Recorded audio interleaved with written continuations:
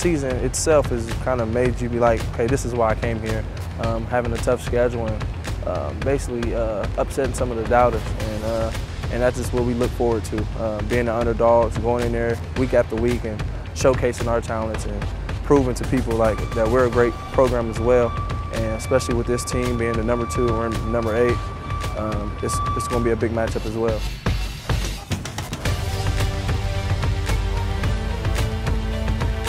That's Rob Wheelwright, Columbus native Rob Wheelwright, talking about what he expects on Saturday evening. He's got a close-up look at the Ohio State Buckeyes.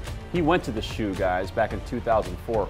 He'll get a better look on Saturday night when Wisconsin hosts Ohio State in Camp Randall Stadium. Hi everyone, back after a week hiatus, just like the team, with Matt and Mike. I'm Chris, this is Badger Breakdown. Here we go, 10 minutes starting now to talk about this matchup, guys. You want to bounce back off a loss, and for the first time you actually get to play one of these top 10 opponents, guys, at home. How much is that going to help? You've had a chance to prepare a little bit. The biggest thing that you maybe hope they worked on when they did some self-scouting, Matt?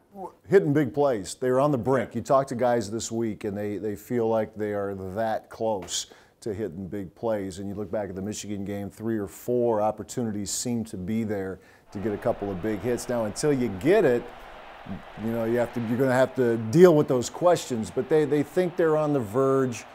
That's hard to do against a team like Ohio State, but I think if Wisconsin can get a couple big hits on offense, help the defense out a little bit, then if that happens, then we've got a heck of a game coming up. I agree with Matt.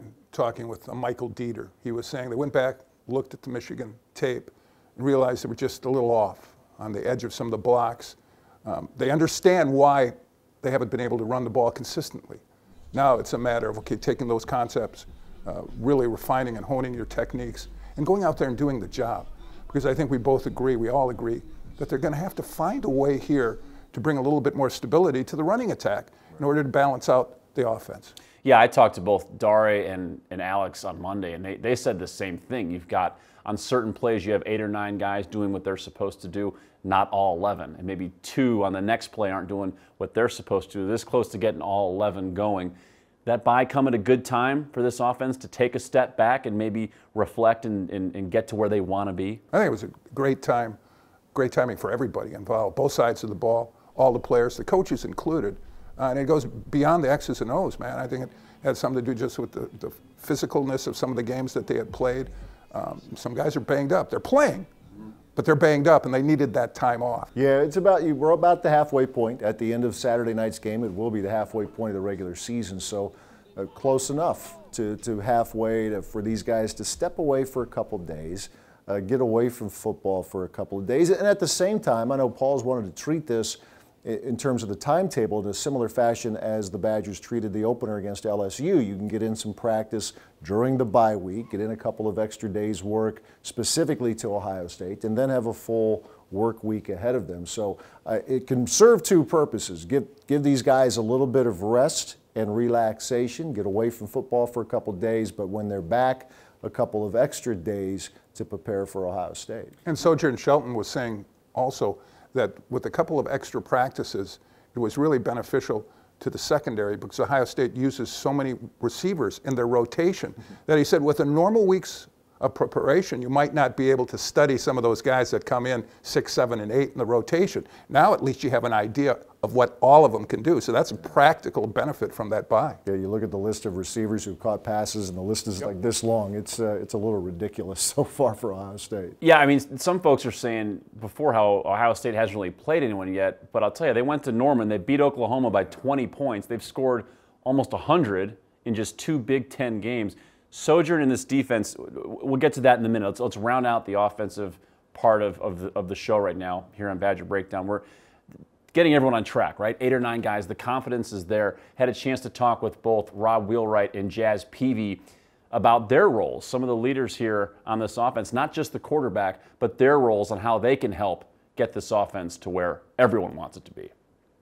I feel we play a very big role, and our coaches emphasize that all the time. You know, it's our blocking patterns and things like that as well. So they make it a big emphasis for us that who we block on our run plays as well can be from a 15-yard game to a 30-plus yard game. So things like that are something that we carry on our shoulders as well. We have like a balanced offense this year, and we have to do a lot of blocking. We have to do a lot of having to know how to read coverages, and timing-wise, it's not really just about running a good route. It's about being in the right place at the right time, and timing-wise, and having to be able to block, and that's just something we've been working on a lot. We know we can make these plays. We know we're there. We're all on the same page. It's just executing it, and I feel like that was just something we may have missed out on back in the Michigan game, and we've seen it. We know we got to correct, and we've been working on it ever since. So now it's just the fact of, can we execute it every single time?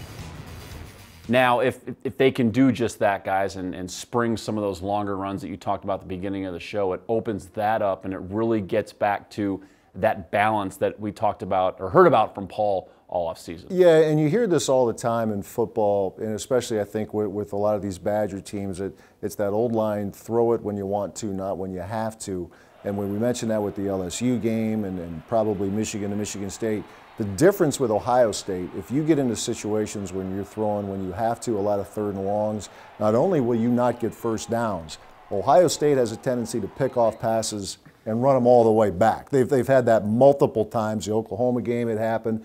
They've been very good defensively at not just being ball hawks, but their defense will score points. So to your point, if the Badgers can, if it's move the chains, if that's how they got to do it, great. But if you can get a few big plays along the way, see if you can get their defense on their heels a little bit. It's hard to do, but it's not impossible. Sure. They have so much speed on the field, especially in the secondary. I thought it was refreshing this week to hear from Alex Hornibrook, who wasn't happy with his play at Michigan, and admitted as much that he's got to get better.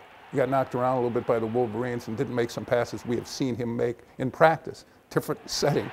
Ann Arbor, in front of that big crowd against that type of defense. But I think he benefited from the week off. Not that he took any time off, but to look at the tape and to get himself ready for the Buckeyes. Talked about the trench game that the Badgers were going to face when they went to Ann Arbor, and it played a role. Big time Big Ten offensive line for that one.